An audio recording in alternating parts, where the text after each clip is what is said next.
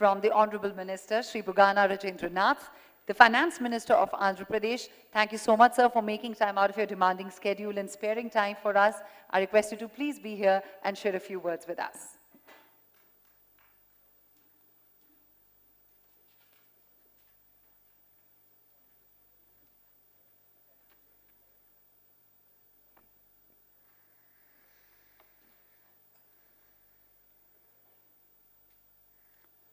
Ms. Praveen Mahajan, former chairperson of CBEC, Mr. MC Joshi, former chairperson of CBDT who had to leave just now on some emergency, and Mr. Kapoor of the PwC, and dignitaries on the stage, the state of Rajasthan for partnering with TIOL in this event, Shri Shailendra Kumar, Chairman of the TIOL Awards, and distinguished delegates, guests, and very importantly the winners of the TIOL Awards 2023. Wish you all a good afternoon. Namaskaram. Taxes generally are what we pay for a civilized society, but how we tax and spend determines the extent to which our society is good or evil. Very difficult part of both governance and administration is the taxation, because here you have the taxpayer who generally wouldn't want to pay, and the taxman for whom his normal work also is generally not appreciated or liked by the taxpayer. I remember when I was young, I used to read this Reader's Digest. These days I don't see youngsters reading Reader's Digest much. So we used to have this humor in uniform, and then various other parts of the book where we not only develop our vocabulary but also read some short stories. So with this particular small story which somehow registered in my mind, this was when I was very young. So it says, a taxpayer gets a notice to pay tax. So then it's inevitable for him to pay tax. So those were the days when there was no electronic transfer of money. So then very grudgingly, he writes a check, and then on top of the envelope, he writes, now let us say there is an address for the tax department. In India it's Aikar Bhavan, in the West some other address. So he writes on top, to the bloodsuckers, etc., etc., etc. And then he writes the address and then sends it across. So the person who receives this has to acknowledge, right? So then the acknowledgement comes back after a time. It says, addressed to the taxpayer, but it says, those who are cursed the most are blessed the most, Psalm so and so, Proverbs so and so. So this somehow registered. And then after I finished my education, I started involving myself in the family business, a very small business. And then generally, with all due respect to the tax consultants, we had our tax consultant in our small town. So he said, sir, your father normally likes to pay taxes to whatever extent is taxable. But unfortunately, you pay taxes and then you fall in the top bracket. So because of falling in the top bracket, there is regular scrutiny. So whenever there is regular scrutiny, always you come to the scrutiny bracket. So then I asked, what is the solution? So he said, better to somehow lessen the tax payment. So me being young, I thought, what a beautiful suggestion this tax consultant has given me. So how come nobody told me such good ideas? So I went back home, and then in the village I told my dad, Dad, this is what the consultant says. Then he told me, look, listen, there is a government, there is a police, there is the administration, there is the army, there is a whole big structure in the government. Whom does it actually take care of the most? Who is benefited the most? Is it the rich or the poor? What difference it is going to make of good or bad governance to the poor, the more the difference it is going to make to the rich. So, if you don't pay taxes for your safety, you expect the poor man to come and pay taxes for your safety. That's when it registered to me, what he said was very right.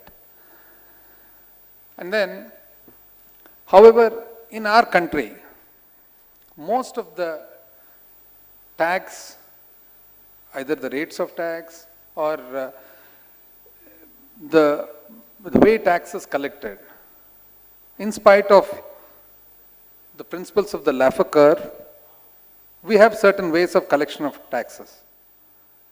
But then, the premise generally here is mostly on evasion and enforcement. Whereas, naturally, in a good society, it ought to be more on procedural compliance and service delivery. Taxpayers normally, what they pay is of utmost importance to any government for the reason that the government runs only on the taxes that is collected. I took over the portfolio of state taxes an year and a half ago. The first 2.5 years of our government, I was Minister for Finance and Planning and Legislative Affairs. I was given additional charge of state taxes, what we call commercial taxes in Andhra Pradesh, as well as skill development and training. So soon after I took over this portfolio, I would like to mention to you, since there are a lot of taxmen here from different states as well as taxpayers, certain reforms that we were able to do which might come of some use to various taxmen here from different states. So as soon as I took over, I held the first meeting, then I called the important the commissioner, chief commissioner, commissioner, joint commissioner to the level of joint commissioner and said, so how are we placed? So spontaneously, especially at the level of the joint commissioners, additional commissioners and commissioner, not the chief commissioner, spontaneously they said, sir, very good. So I said, very good, and by what do you mean by very good? How do we place ourselves in this country? They said, sir, we are the best. So I said, good. Very nice to hear that positive nature in you. But then who has certified us? Has somebody certified us, or is it just the confidence? No, sir, we have started these reforms long ago. We are amongst the best. I said, fine, I appreciate your confidence. But at the same time, I would like you to form teams and then go around the country. Go check out what's happening in the other states. So a lot of states were very kind enough to cooperate with us and provide us with our officers with insights into how the functioning of their tax departments. So I had a very good secretary as well as chief commissioner of commercial taxes. Then between us, we designed the department to be divided into various groups. So various groups we visited the state of Kerala, the state of Karnataka, the state of Tamil Nadu, the state of Maharashtra, the state of Rajasthan, the state of Uttar Pradesh, and if I recollect, either the state of West Bengal or Himachal, one of the two. So I wanted a spread of different states to understand how the tax collection. A lot of insights we got. And then after getting the insights, we tried to design a tax structure, which I think our state taxes were probably, the structure was designed about 4 or 5 decades ago. After 4 or 5 decades, with, of course, good cooperation and also guidance and support from our Chief Minister, Shri Jagannath Reddy, who is also very young and dynamic and understands the requirement for reform. So then we actually restructured our department. And in the process of restructuring, we brought about various reforms which basically again address the way of tax collection of moving towards procedural compliance and service delivery more. So that not only the tax collection, the tax basically is supportive to business. So some of the measures that we took was, one, we introduced the trade advisory councils. So these 16 divisions we have, all the 16 divisions we introduced the trade advisory committees, councils where an institutional platform is provided. So the good taxpayers and then the industrial and commerce, the associations that we have, they along with the jurisdictional officers, every quarter they have to have a meeting, and then the minutes of the meeting are recorded and sent to headquarters. So we understand as to when new taxes or new structures or new rules are enforced, what is the way, how do you interpret them? And number two, any issues with any taxman down there, if it is a repetitive thing, then we automatically look into it. And then extensive training we provided. Extensive training to about 5,000 of our officials once a year at least once a year, maybe more. And then part of them we sent to other states, part of them we sent to NACEN, National Academy of Customs, which is being established now with the Honorable Union Minister's effort in Andhra Pradesh, in Palasamudram. So we send them there too, even though it's not ready yet, we're still sending our people to get them trained. And then we have also introduced 13 process monitoring reports. 13 process monitoring reports that capture the critical processes based on various parameters, and then they are made available on a dashboard. So once everything is available and visible on the dashboard, it becomes very easy to look into certain aspects of audit and adjudication. Is there any delay? If there's an abnormal delay in audit or adjudication, immediately we look into why there is a delay. So we have fixed time frames. So there's no way that something can be delayed beyond a certain point. This is available on the dashboard. And then we have established a data analytics unit. And data analytics unit, normally all of us in the government, especially, not with any offense to any particular company, but then we tend to depend a lot on the consultancy services provided from outside, by which we are gradually in the government losing capacities. Now we tend to depend on the big four for everything, including drafting of letters. Drafting of letters also are done there. We barely look into it, and then, so we thought we should do away with this. Government should have the inherent strength to handle governance and administration. Only in areas where we need a check and balance, we have to employ these people just to check whether our people are doing right or not, whether we are evolving and modernizing to the extent required. Whereas it has come the other way around, where normal files, even at the ASO level, are being written and drafted by consultants.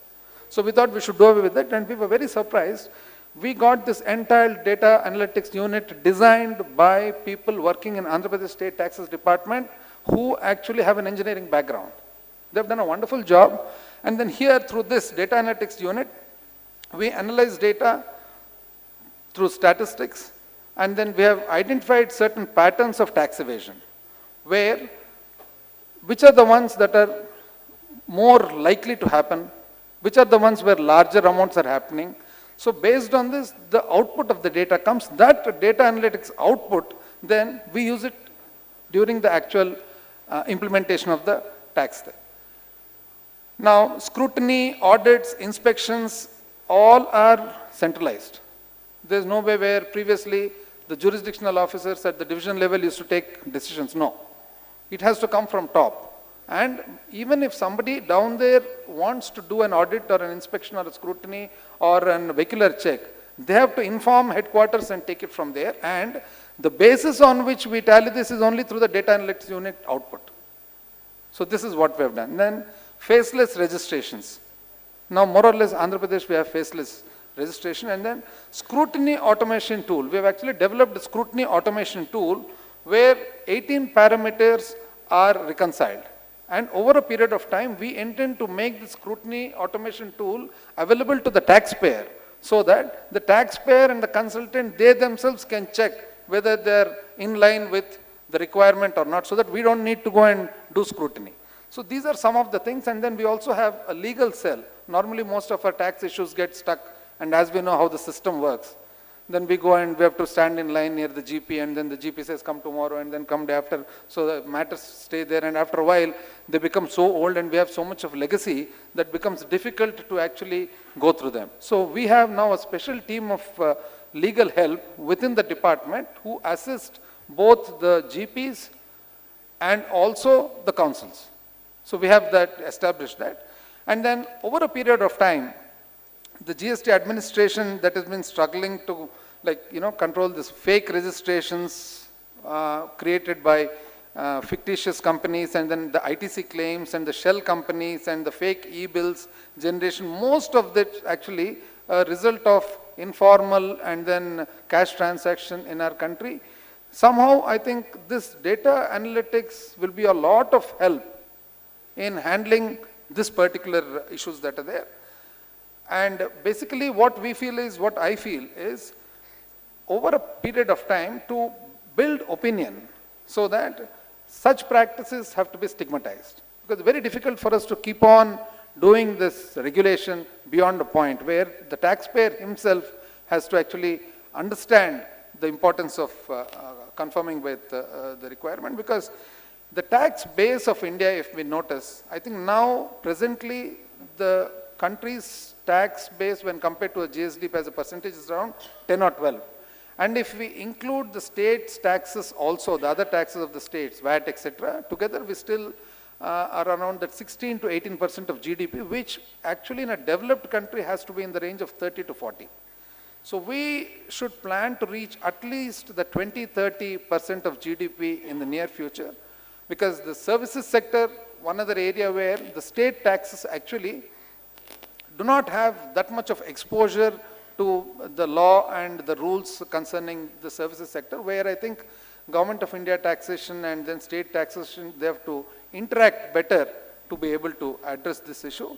And all said, still during the evolution of the GST with various new practices, new ways that have been evolving, after we shifted from the VAT, from the new consumption system to the destination-based tax to the use of electronic methods, all this put together still, we have to actually, I think, appreciate both the country's tax units as well the state's tax units together. They have been helping and also to a large extent stabilized the country's, the new GST structure. In the times ahead, I definitely feel that with electronic invoicing and then tax return filing being done electronically and more transparency and lesser interface between the taxman and the taxpayer, I'm sure we are definitely going to achieve what we hope to achieve in the future. At the same time, I also appreciate the effort of TIOL and Mr. Shailendra Kumar and the team, assisted by all the participants, in having this event where people who actually, because at the end of the day, somebody does well, you want to be, it's human to want to be appreciated, and number two, more importantly, to actually encourage other people, whether it's the taxman or the taxpayer, to perform better in his own work. So once again, thank you all and wish you all a very good year ahead. Thank you.